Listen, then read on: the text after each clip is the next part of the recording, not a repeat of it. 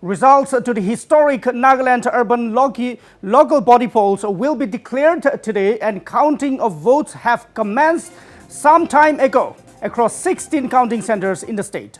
Over 80% poll percentage was registered for the ULB polls, which were held on 26 June after a gap of 2 decades. Polls were conducted in 3 municipalities, 21 town councils and 214 wards, with as many as 523 candidates in fray.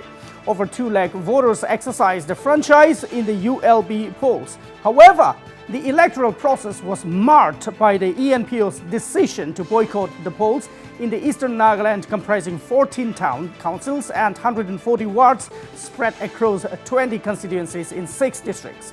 Eastern Nagaland had also abstained from participating in the recently held Lok Sabha elections as well.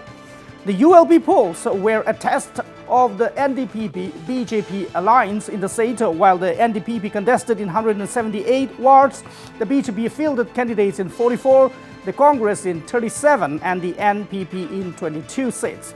Noticeably, as many as 182 independent candidates were also in the fray. Another 64 candidates have already been declared elected unopposed. The results will be declared today as the counting of votes is already underway for the 214 wards. My colleague Sarah Ganyak is joining us live from Kohima now. Sarah, good morning. Now, this, I presume, are the visuals coming to us straight from one of the counting centers in Kohima. Now, Sarah, a lot is at stake today with the ULB polls being held after 20 years. Now, what is the general expectation from the public this time, Sarah? To begin our question with, what is the general expectation from the public this time? A very good morning to you, Chipent, and to all our viewers of Northeast Live. Well, right now I'm standing at here the Deputy Commissioner's Office of Kohima, which is one of the counting centers for the ULB that was held on the 26th of June. And yes, this election has been considered as a very historic, mainly because it was held after 20 years and also with 33% women reservation. Counting began at 8 a.m. in all the 16 counting centers spread across 10 districts. Well, the ULB, as you have rightly mentioned, the ULB was marked once again with the abstention of 1/3 of the population of Nagaland, that is from the eastern region, where they had abstained from participating in the ULB polls this time around due to their unfulfilled demand of a frontier Nagaland territory.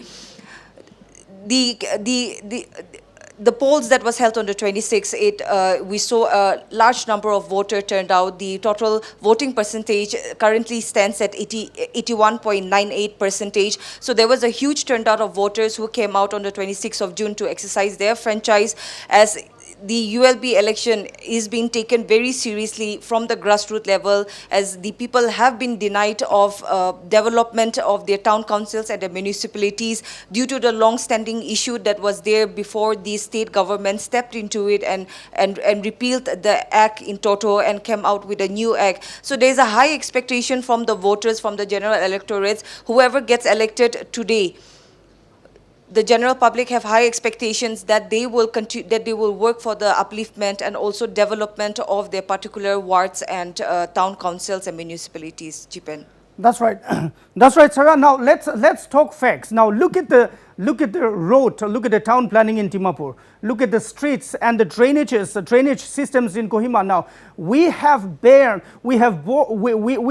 bearing the brunt of all of these development deficits now, Sarah, for the last 20 years. No ULB polls, so a lot of development was suspended. Now take a look at the Dimapur streets and the Kohima drainage systems as well. Now, so this time the public is really people from the grassroots levels, as you have stated, they voted in huge number. Now public have high expectation. But now, Sarah, in the midst of all of these high hopes and expectations, now several reports or several reports on social media that have been or that have gone viral as well, with some people from the ruling party stating that if other parties apart from the ruling won the ULB polls, no development funds will be released. Now, to that extent, there have been reports. Now, Sarah, what do you think is the reaction of the public there as far as that kind of statement is concerned?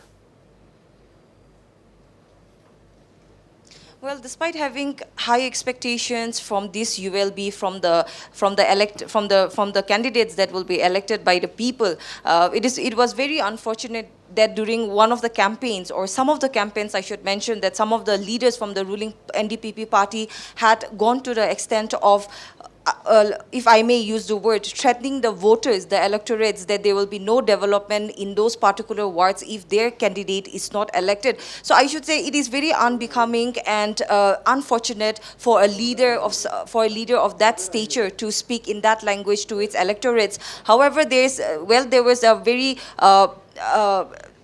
shocking reaction, particularly from those from the younger generations, from the new generation of Nagaland, the young people, the young voters. They did not expect that such language or such words would be used by a tall leader in the form of, if I may use the name, the advisor Hekani Jakhalu, who had indirectly threatened to the electorates that there will be no development if the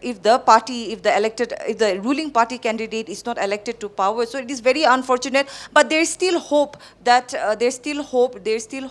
Chipen, that the elected representatives to the ULB will perform their duties and work according to the expectations of the people, or maybe even go beyond and work for the welfare and the upliftment of the society. Yes, that's right. Now, Sarah, if we look at it now, we have waited for 20 years. We have waited for 20 years to be granted or to be given the opportunity to elect our representatives who will develop our towns and, our urban areas. Now, if that kind of threat is being issued or was issued now, this is very unfortunate, as you have rightly pointed out now. Sarah, we hope that that kind of statement is taken seriously by the government as well. And has there been any reaction or response from the government? Because if the government is seriously intending to go by her statement, then a lot of other parties which win the ULB elections today, if that really happens, then people of that constituency or people of that ward will be denied the opportunity, their right to development once again. Right, Sarah? Absolutely. Well, there has been no reaction or any clarification made by the advisor in particular, or the state government, or the ruling party to say. However, during the polling, there was also some kind of commotion in those the wards under her constituency, and people had also protested against her, as she had violated the model code of conduct by entering the perimeters of the polling centers, and also entering into the polling center where people were casting their vote. So the opposition parties had also opposed and also protested against her, and there was a lot of hue and cry. However, as per media reports, from other media reports, what we have come to learn is that the advisor had denied all those allegations put forward by the opposition, but there are videos that have surfaced in the social media which clearly also shows that she had violated the model code of conduct. We are yet to hear from the State Election Commissioner, as they had failed to have the mandatory press conference right after the polling concluded. So probably the SEC will be having a press conference after all the counting and results are issued. So definitely will be putting up the matter, will be cautioning the SEC on what kind of actions the State Election Commissioner have taken with regard to a leader violating the model code of conduct on the polling day, whereas the SEC has clearly issued a guideline of who cannot enter the polling stations. That's right. Now, Sarah, final question. Now, when can we expect the first results, Sarah? And how is the atmosphere there? Is it peaceful as of now? When can we expect the first result? Yes. The polling commenced, the counting commenced at 8 a.m. The counting began with a postal ballot. Right now, the postal ballot, we're yet to get informed whether the counting of the postal ballot is over, but definitely we will be updating very soon on the trends of the counting of the candidates, who is leading and who is trailing. Will be bringing up all those updates very soon, Chipen. Well, Sarah, thank you very much for all those updates. Now, we shall be coming back to you again as the day progresses. Thank you for now.